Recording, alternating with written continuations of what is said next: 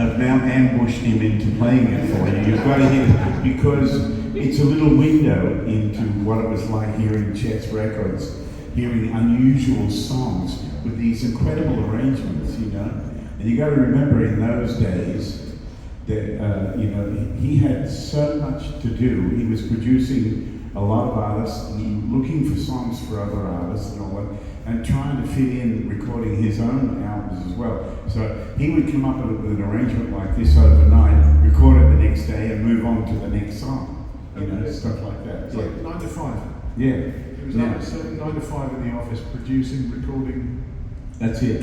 And he told me that he knew that he needed a break, that he got too busy. When he got to the studio and they were just getting set up, and he looked down and he had a brown shoe and a black shoe.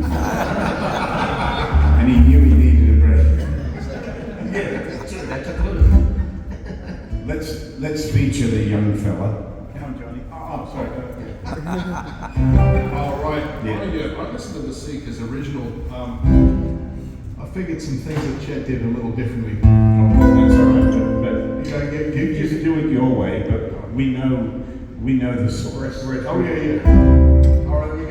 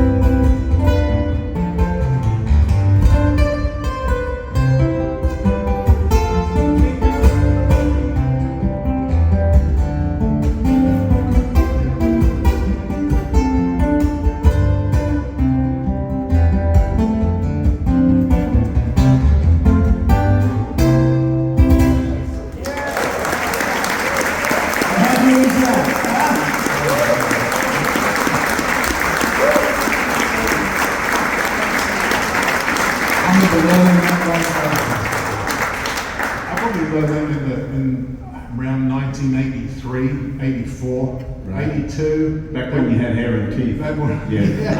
that would have been, oh wow, that would have been 15 years after it came out, which back then seemed like a long time. Because that was 68 from the Solo Flights record. That's Yeah. it. Yeah. So what reminds me of hearing Richard say I changed it up a little bit. I remember coming to town and oh yes, and so I was Chet would say, come on down to the office and hang out and we'll do stuff. I had a job starting in the fall teaching guitar lessons, you know. So almost every day for 3 months, I would go down to the office and we'd do stuff. And he said, if somebody comes in and I need to talk to them, you can go hang out with the secretary and all that. And then if somebody else would come in, he said, show them your fastball, John. So I would play something for Waylon Jennings or something, or Ford Prager. And after a few weeks, one day he said to me, he said, are you playing those things the same every time? And I said, well, he said, man, what do you do if you make a mistake? And I said, well, and he said, what do you do if you have a good idea?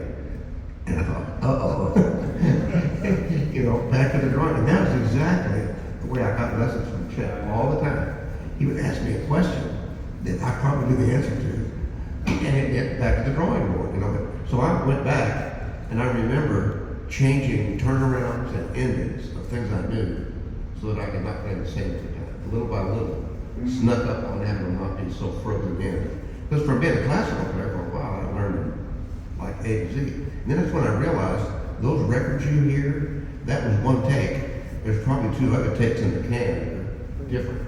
And that's just one he picked. Now, speaking of recording, tell us a little bit about recording the Nashville Guitar Quartet, which was you, Leona Boyd, John Pell, and Chet. I'll tell you the origin of that project too. I was at lunch with Chet and Leona and Shel Silverstein. He hung out around Nashville a lot, right?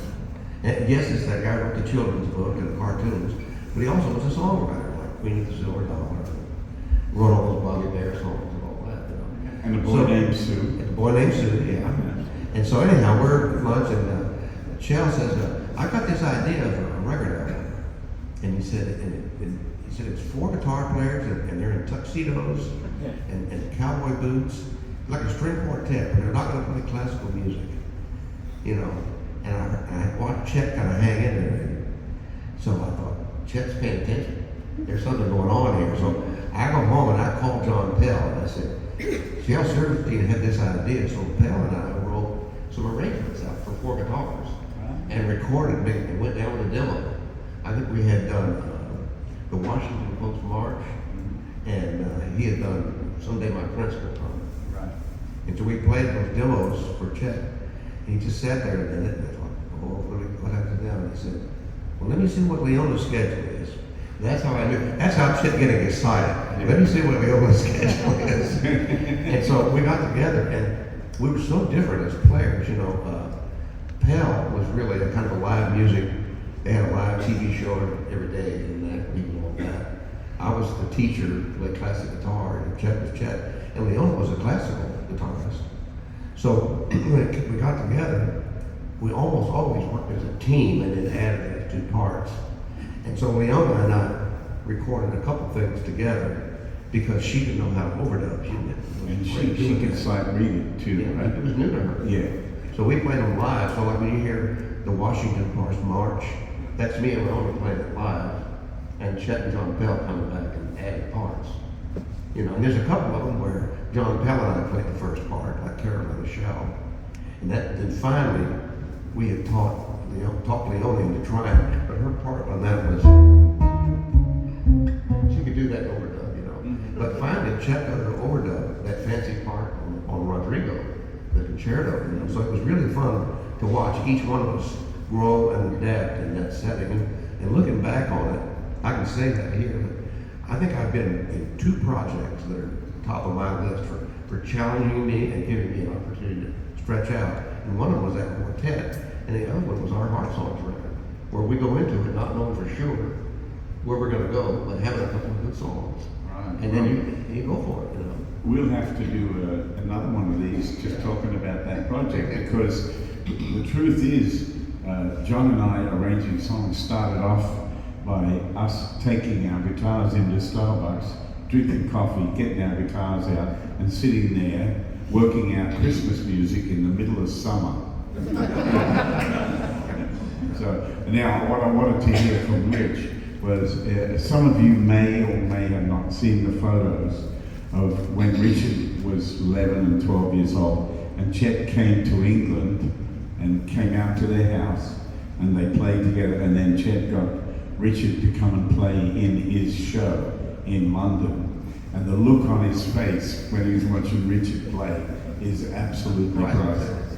Yeah, just smiling from ear to ear, you know, and you know, somewhere in there has to be, oh my God, what have I done? You know? Tell us about that, Richard. Well, that was kind of my dad's doing. My dad kind of set up a show for Chet in London. There was a Chet Atkins. There still is a Chet Atkins Appreciation Society in England, and my dad got in touch with Chet, and you know, my dad told me, he said, my son plays the guitar, and I think you had told Chet about me, right? No, Chet revered your dad and told me when I was in England, go find Richard Smith. Yeah. So that's how I found you. Yeah, So well, Chet Nichols told me, go find Richard Smith. Okay. Yeah. But Chet came, I remember the first time I played with Chet was over the phone, because my dad had called Chet, and Chet called my dad back, and I remember playing Strutting for him like all the way through. Yeah. And this was in 1982, 83, when phone calls to the US and to England were not cheap. I remember Chet saying, yeah, I was long distance to England, and this was on Chet's dime. And I'm playing Strutting, and Chet's kind of probably looking at me.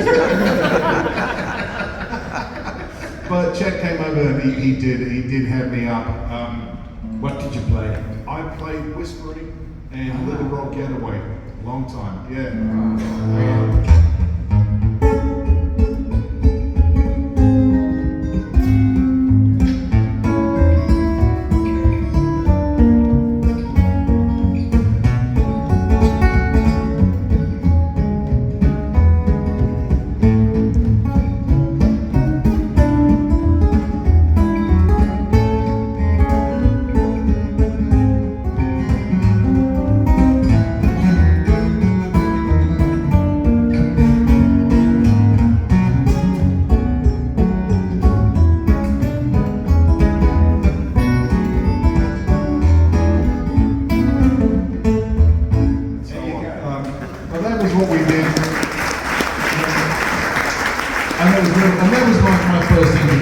And then the next time I met him, next time he came over, he was working, he did a thing called the Secret Policeman's Ball. Oh yeah.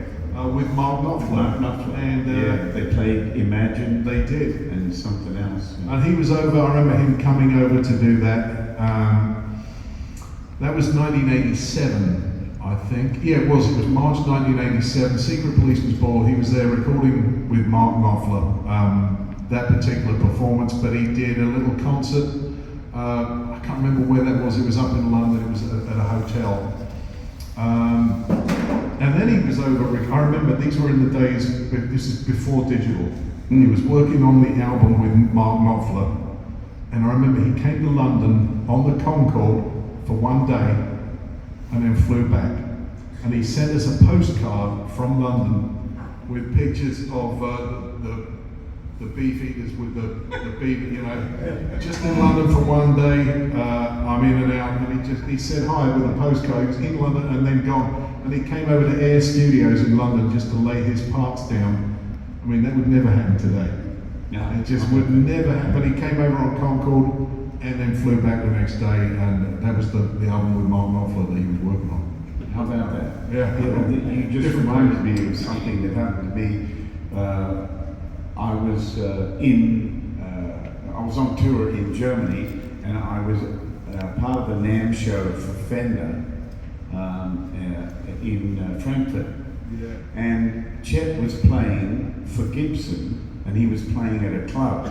There was, I'm trying to remember the guy's name, Larry Coryell. Larry Coryell was playing, and Chet reversed he wanted to go on first because he wanted to go to bed and be able to get up the next day. So I found out through sources that Chet was in town, and they said, oh yeah, he's at this hotel. So I rang the hotel, and they put me straight through to his room. And he said, hey Tommy, what are you doing? I said, well, I'm here in town. Oh, do you want to come down? Hang on, I'll put your name on the door. Just like that. Yeah. So he'd do that stuff all the time, you know. It was amazing. So when I first wrote to Chet, I wrote him a fan letter, and I said, you know, I'm your big fan from Australia. I'm trying to play a lot of your songs and blah blah blah. And can you send me an autograph and things like that? And I put the letter in an envelope, and I wrote on it, Chet Atkins, Nashville, in America. That's it. And he got it. This is 1967. And about 3 months later, I came home from school, and my mum said, put your bag down and look on your bed. And I went in there, and there was this big brown envelope with American stamps with eagles on them and stuff. And I was like, what's this? You know, and I opened it, and there was this beautiful letter with RCA Victor in gold at the top from the office of Chet Atkins, blah, blah, blah. And it was a perfectly typed letter with his signature on the bottom. And then between two pieces of cardboard was a black and white photo of Chet with his Perry Como jacket on and his Gretsch guitar, and it was signed to me.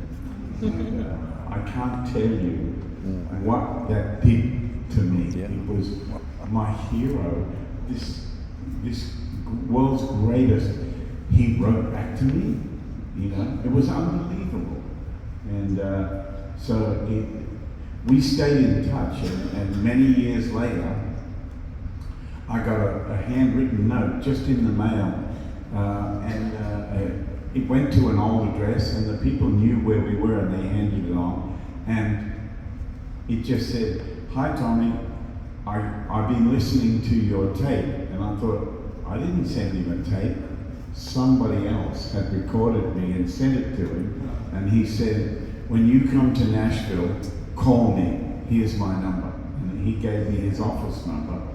That's it. So I don't know. I found out years later that some friends of mine had recorded me playing in their lounge room and just sent the tape straight to Chet. And that's how I got the call to come and visit him. And so I arrived in 1980 here in Nashville specifically to meet him. So the first day we check into the Holiday Inn down there on West End, and I try to sleep because the next day I'm supposed to call him at 10 a.m. at his office, and I can't sleep, so I'm playing the guitar. Eventually my wife says to me, "I think I can sleep if you be quiet." So I grabbed my little nylon string guitar and walked across the road about midnight, across the road, and I sat on a bench in the park. It was cool, but it was nice. Anyway, I'm playing away, and next thing the sun's coming up, and I haven't been to bed. I'm not tired. I'm playing my guitar, and squirrels are going up the tree, and joggers are going by, and I stayed up all night playing because I was in his town, and I was going to meet him. I couldn't sleep. I couldn't do anything but play the guitar. So I get back to the hotel, make a cup of coffee, and I called the number. And his secretary said, "Mr. Atkins is in the studio today. He's not coming to the office." So I had to wait till the next day. Now I'm high as a kite on music and coffee. So I played all day. My wife, who was at that time was working with CBS Records, so she went off and had record company business and lunches to go to, while I sat in my hotel room playing my guitar. I wasn't interested in going to see the Country Music Hall of Fame or whatever, or meeting other players. I had to play. Yeah. So the next morning, right on 10 a.m. sharp, I rang that number, and he answered. And I said, "I'm looking for Mr. Atkins." And he said, "This is he." And I said, "Chet, it's Tommy Emmanuel from Australia," thinking he won't have a clue who I am. And he said, "Hey, Tommy, where are you?" Yeah. And I said, "Yeah, I'm just down the road at the Holiday Inn." He said, "Well, we've just been sitting here listening to your tape." And I thought, I wonder who the other person is. Anyway, so I said, "I'll be right down." So I get in my little Toyota Corolla and run down to his office. And I'm sitting downstairs, and all my fears come to grip me. And I start panicking inside about, oh my God, I'm going to meet my hero, the guy I've stolen everything from. and I'm already thinking, I'm just going to sound like a bad version of him, and he's going to hate it, and he'll probably get me thrown out. You know? So he comes down the stairs, and there he was. He looked exactly like he does on his records. And he came over to me and he spoke so quietly, and he says, "Hey," he says, puts his arm on my shoulder, and he says, you want to pick a little? Like that, and I said, "Is there a mustache in Mexico?" And we go into a side room and sit down, and I just burst straight into me and Bobby McGee, pretty much how he recorded it. And he's watching me like this, watching every move really close. And I noticed, and you would have too, that Chet did that with other guitar players. If you did something, he was like a laser beam. He was watching every single move, right? So I'm playing away, and then the second time round after the first chorus, he joined in, and what he played made me sound so good. You know what I mean? Yeah. What he played, I don't know what it was, but it was so beautiful. And he was the greatest accompanist at that moment. I've never had anybody do what he did when I played. No one ever. And so we played a few tunes, and then he stopped playing in the middle of one tune and sat back, and I finished the song. He said, "Can you do that like again?" I said, "Yeah." And he goes, "I didn't do that. I didn't do that. I didn't do that." And it was his way of telling me I was doing my own thing. Yes. You know? And it was a beautiful thing to do, because he must have known how I felt. You know? All my fears began to subside. So he then says, "There's someone that you've got to meet, and he's here." And as we're walking up the stairs, he turns to me and says, "This is the greatest guitar player walking the earth right now." And I thought, "Oh, that's pretty high praise from him." So as we're getting up to this second level, I can hear.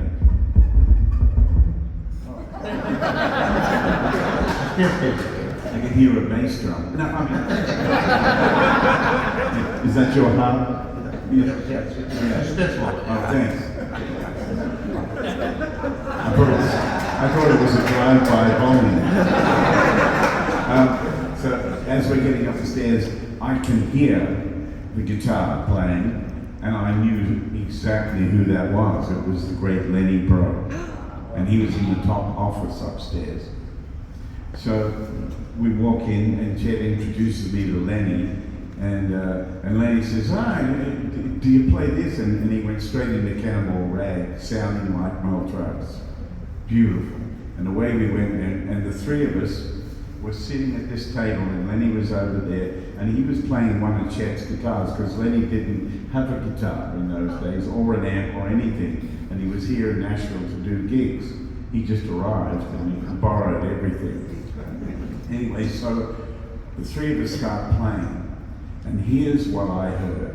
I heard Chet Atkins play bebop lines that you will never heard him play on record.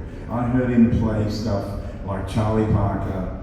I mean, really inside, outside. Man, oh man, he was all over that stuff. And then the phone would ring, and he'd just go like this. Yeah, and kind of jump out of the circle, and Lenny and I keep going, and then he'd just jump right back in and answer stuff. I mean, he was a total adventure musically when he was in that place right there with just the three of us. And there was a professional cassette player with a microphone sitting on the table, and none of us thought to turn it on. So I'm the only one still here, so I have to try and think hard about what I heard and what I saw. But I want to tell you that I heard stuff, I heard Chet do stuff that made Lenny go like that. You know, it was so good. And he told me later that he loved to hear Johnny Smith and Joe Pass play single line things, and he worked out so much stuff, and he was getting ideas from so many people, but I heard it right there on the fly, you know, and he was doing quotes, and he was quoting other tunes in the middle of solos, and it was so brilliant, and you just never see him do that stuff, except there's one little video with him and Lenny doing Sweet Georgia Brown, right, where he plays some really outside stuff. Right. Yeah. But that was my experience that day, back in 1980. And that was the beginning of us, you know, staying in touch, and hopefully what happened. I eventually recorded with him, and what a great honor that was. Well, you know, I forgot, I knew bits of that story, but what a full day. And you had to wait a whole day for it to happen. Well, that was only the first bit of it. Yeah. When we finished, and Lenny had to be taken to where he was playing, Chet took me aside and said, "Can you take him to where he's going, and can you look after him?" And I said, "Yes, I can." So I drove Lenny to his gig. I set up Chet's amp and everything and put it there. There was a trio playing, and I heard music on a depth that you never hear these days. Yeah, it was phenomenal. So, You know, the other thing that was interesting, we talked about, you know, how he was way on out there. And the other thing about Lenny is I saw many times when people who know nothing about guitar playing and not much about music completely did what he was doing. He could communicate complex music to every audience in a way I'd never seen.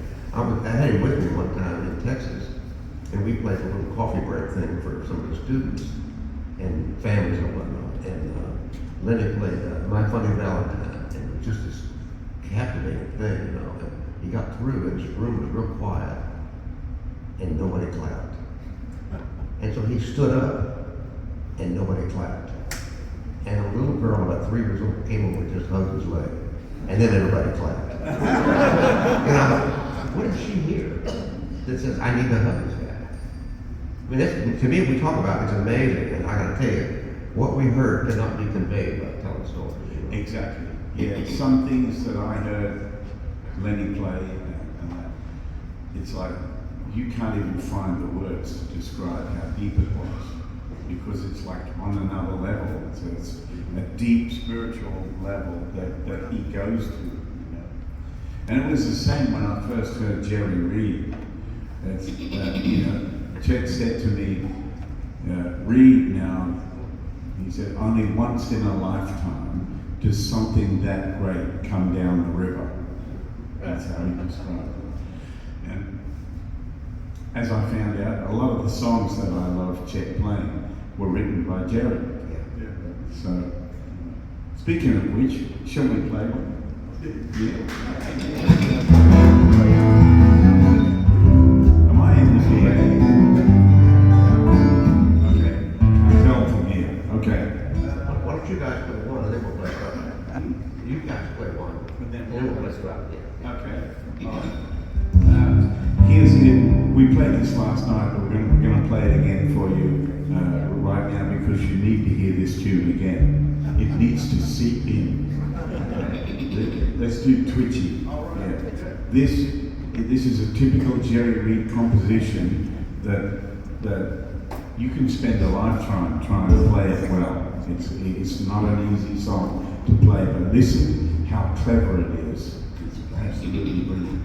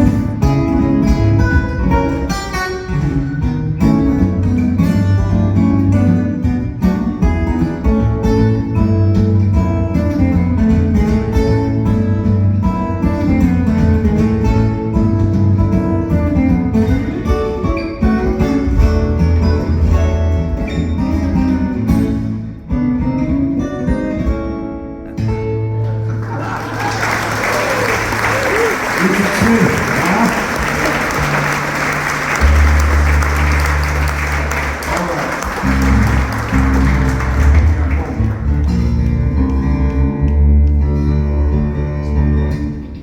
We're going to do strut.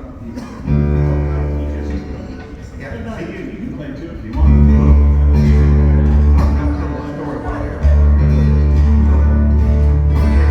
Ted did it all the time. And he would say things like, you know what would be a good tune for you? Or have you tried this? He was giving everybody ideas all the time. And I found out afterwards that Chet said to Jerry, you know that tune in olden days? James is talking, look down at something, John. Now heaven knows, anything goes. Yeah. He said, you ought to write something with that rhythm. Bop, bop, beep, and it's strutting. So Jerry goes home and writes to that rhythm that Chet has sung to him in the office. Unbelievable, you know.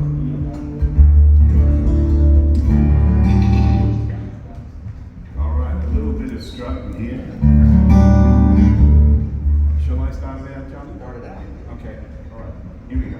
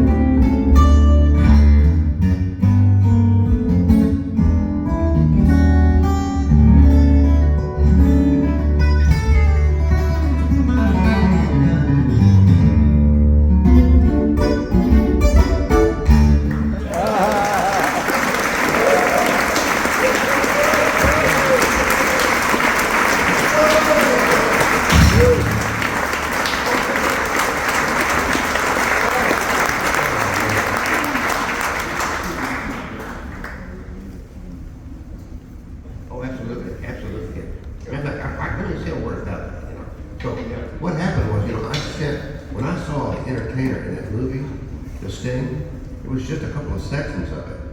Later on, Richard finds the whole Scott Joplin performance and figured out how to play the whole damn thing. All right? He's got his sequence, he's got his string tune down. Yeah. I think he'll do it for us. This is the moment we've all been waiting for.